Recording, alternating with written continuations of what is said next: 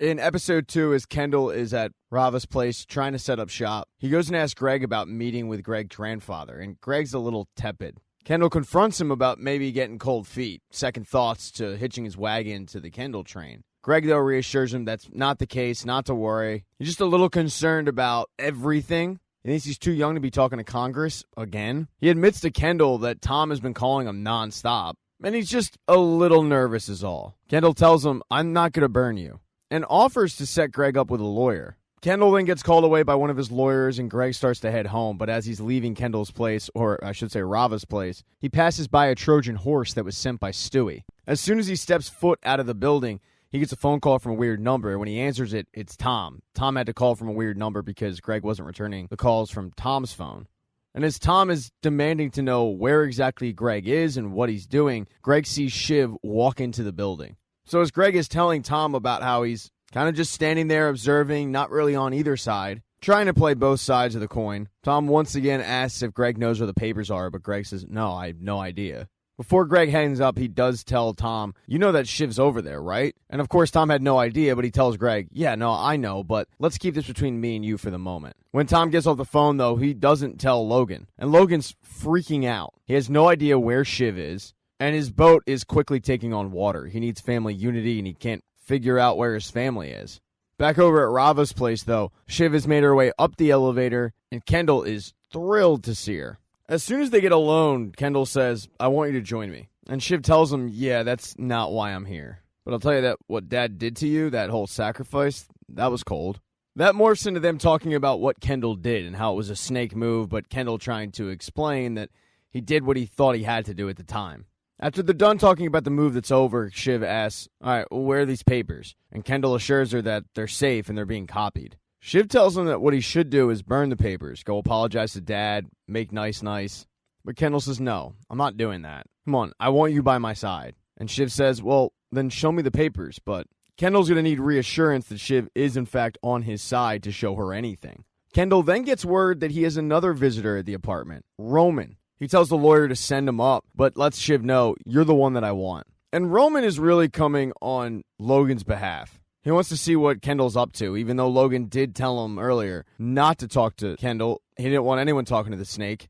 Roman wanted to see for himself, but he also figured that Shiv might be there. So before heading to Rava's, he headed to Waystar and talked to Jerry about how to start his, quote, apprenticeship. He then headed over to Rava's. And when he gets upstairs, they immediately go into Roman pleasantries, if you will. Really just nothing but insults. When they finally get into talking about the actual situation, Roman tells him, "I'm just here to spy for Dad." And Shiv comes clean that she's just there to get him to back down.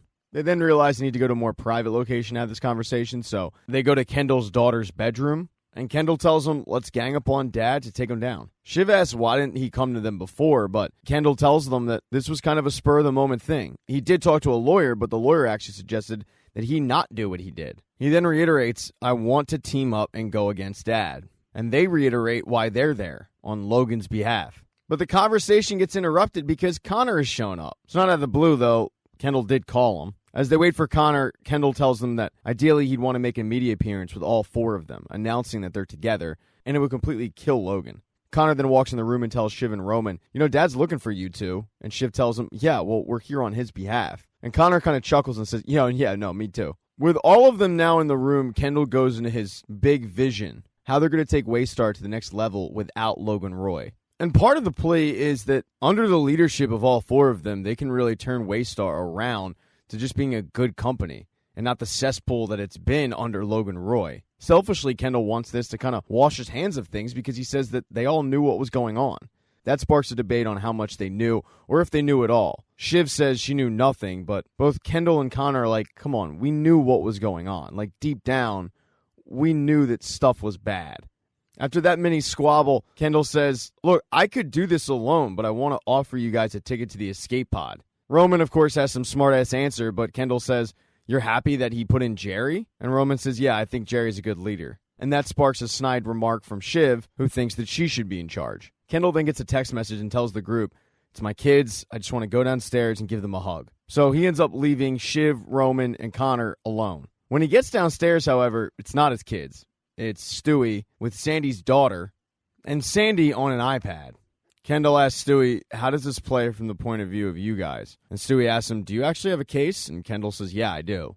So Stewie opens the car door and says, good. I mean, we're all ears, but I'm telling you right now, I don't really see it, dude. But let's talk. As soon as Kendall gets in the car, he tells Sandy, back me. He tells him the offer they made to Stewie and Grease, they're to stick with all of that, plus more power. Kendall tells him that when Logan offers them the board seats, one way or the other, he's going to end up sidelining them. But when Kendall's team offers him the same deal, they actually mean it. So Kendall wanted to talk to him to avoid a contested shareholder vote. And as Kendall is making his plea to Sandy downstairs, back upstairs, Roman and Shiv are trying to kind of figure out where each of them stand. Neither of them want to put their cards on the table, but they're definitely both interested in Kendall's offer, yet they won't admit it. They're both sticking with the story that they're there for Logan. They both walk over within earshot of Connor, and Shiv does say, with all three of us backing Kendall, if we promise a few seats to the others, he's going to be done, and we need to figure out what we're going to do because this truly is our moment. Roman is hesitant, saying, I just don't think Logan's ever going to fail. And Shiv can't believe it, laughing, saying, he's not dad from 20 years ago, he's dad now. He makes mistakes all the time. And Connor ends up agreeing with Shiv, saying it's really hard to imagine him surviving this if we back Kendall. Shiv says that if they did this today, then a spooked board tomorrow, they could actually win this thing. And Roman's concerned that if they did that, it might actually kill Logan. At that moment, Kendall walks back in the room and says, all right, where do we stand?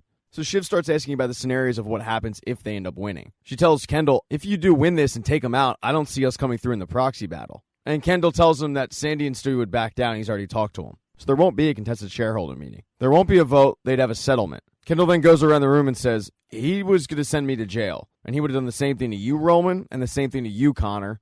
And Shiv, honestly, I don't really know if he would have done that to you, but what do we really owe him here? They then start talking about what the shape of this new company would look like, i.e., who would be in charge? Shiv saying, well, if I backed you, I would need to be CEO, to which Roman starts laughing at. And Kendall tells all of them, I'm sorry, but that just can't be possible. I'm the only one with that kind of resume. I would have to be CEO. Kendall assures them, though, it's nothing more than an interim chair. There'd be new directors, and then after that, they can figure out how to split this thing up. Both Shiv and Roman stand up and say, we have some calls to make, and they head out. Shiv ends up calling Tom. She talked to him a little bit earlier, but didn't tell him where she was. Tom didn't tell her that he knew where she was. But this call, she ends up coming clean, saying that Kendall wants them to band together to take down Logan, and she wants Tom's opinion on things. Roman, however, ends up calling Jerry. He knows that Jerry is compromised because if Roman were to back Kendall, it negatively would affect Jerry in a big way. But he wants her opinion. He asks her, if we band together, who do you think comes out on top? Me, Shiv, Kendall? And Jerry says, honestly, none of you. I think you all get burned by this. Her advice to Roman is to stick with her. She really thinks they're building something great. When both Roman and Shiv walk back in the room, they're greeted by donuts. And who doesn't like donuts? Problem is, the donuts were sent by Logan, and it kind of freaks them out a little bit. Kendall, though, gets the group back on track and says, all right, what does everybody say? Let's wrap this thing up, and we'll make an announcement tonight. And Connor is the first one to say, I'm out. Which Kendall says, all right, that's fine. We don't even need you anyway. You're not needed. But when Kendall turns to Roman, Roman also says he's out. Kendall gets really annoyed, but Roman says, I told you this whole time I was here to spy. That's what I'm doing. After trying to convince Roman to change his mind, he gives up and then turns to Shiv, and Shiv says, I'm out too. I'm with Dad. And that's when Kendall gets really annoyed because Shiv was the one that he wanted. He kicks all of them out, telling them they're making the wrong decision and insulting them in the process. Not the best look. On the way back from Rava's place, Roman ends up calling Logan and telling him that he was able to locate Shiv, and Shiv wasn't being a snake. She was there to try to convince Kendall to burn the papers. Logan tells them that he's flying home tomorrow, and he'd really like it if they were all there to kind of show some unity. And that's going to include Marcia. Logan really needed Marcia to come back because of good PR. So Marcia came back, but she came back with her lawyer.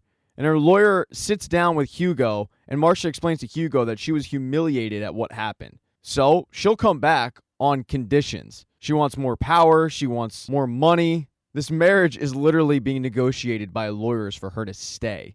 And it works. The next day, Logan Roy ends up flying back to the States. He's greeted by his family, including Roman. And the paparazzi are snapping photos of the entire interaction. But Shiv doesn't get out of the car. She's still pretty pissed off that Jerry is now the name of CEO. So as they drive off, Logan tells her that he wants her to be president.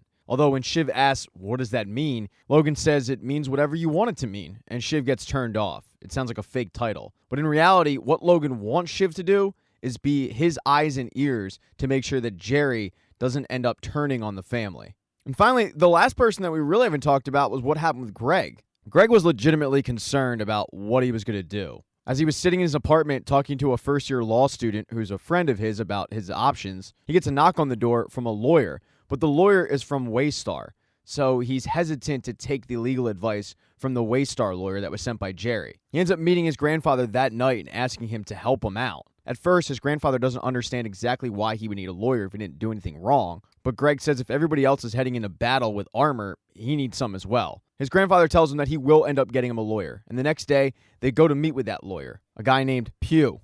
They sit down and Pugh says, priority 1 is going to be your well-being.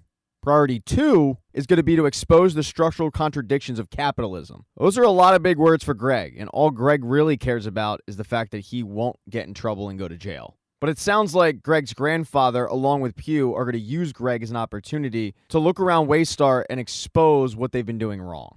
Thank you so much for checking out this recap. Please consider subscribing to the channel. Hit thumbs up if you liked it. Smash that thumbs down button if you thought this sucked. Make sure to be nice in the comment section. If you don't see the next video up in the end screen there, I'll get it up in a few days, not to worry. And I have merchandise, so go buy a mug or something. It's never too early to think about Christmas gifts, folks. Once again, thank you for checking out this recap.